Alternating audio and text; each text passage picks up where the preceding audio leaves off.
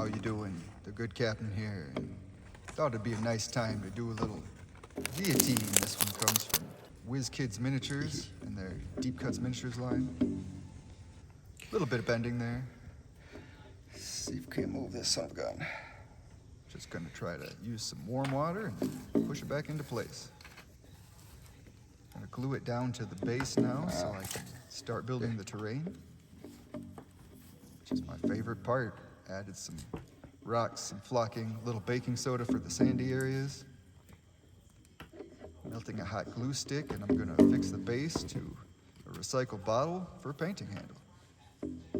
Punks don't waste, yo.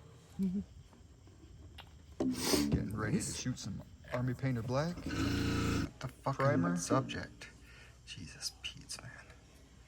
Yeah, my camera doesn't focus well sometimes. Do a little dry brushing, some Unger's Eye, give us some tones.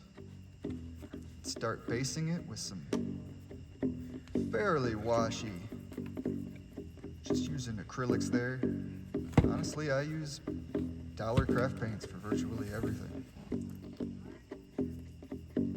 Basing a sandy tone there for the sand, amusingly enough.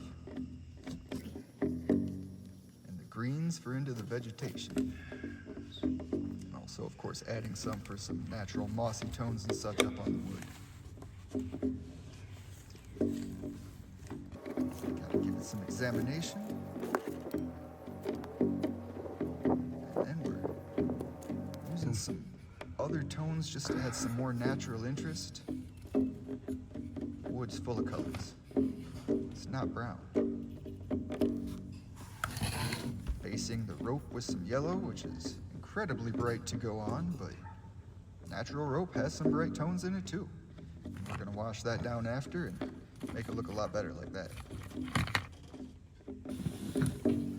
Adding some more washes to the base, giving us more depth. We're gonna keep adding washes and dry brushes and such. Look at that green wash. Gives kind of a damp cast to the sand, which I kind of like, well used. Now it's getting really nice and weathered down there. And that could be a perfectly serviceable tabletop ready miniature. But we're gonna add some true metallics to the blade and the other metallic accents. We're gonna just brush on some of that Army Painter Black primer, because those metallics are gonna show up way nicer over top of that.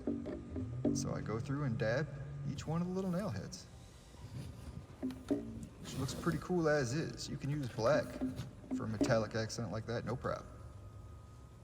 I got some brass basing on the hardware, adding some silver tones for the blade.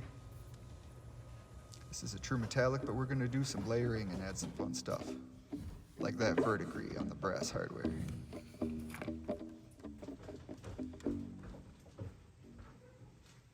Dabbing the metallics on top of the nail heads again.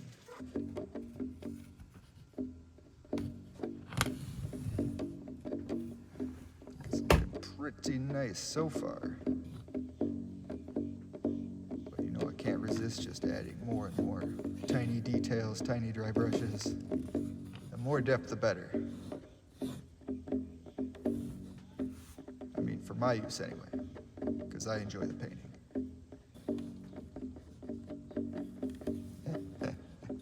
Don't enjoy painting, man, you can play with gray miniatures. No worries. If your friends tell you no, then you tell them no.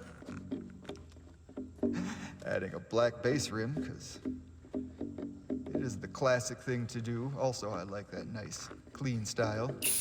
Although some colored base rims, especially for color coding, can be really nice. A little clear coat on there. I like to use matte on most everything miniatures. Adding some tufts. Cut them into pieces so they fit more naturally into little crevices and such. Look at that.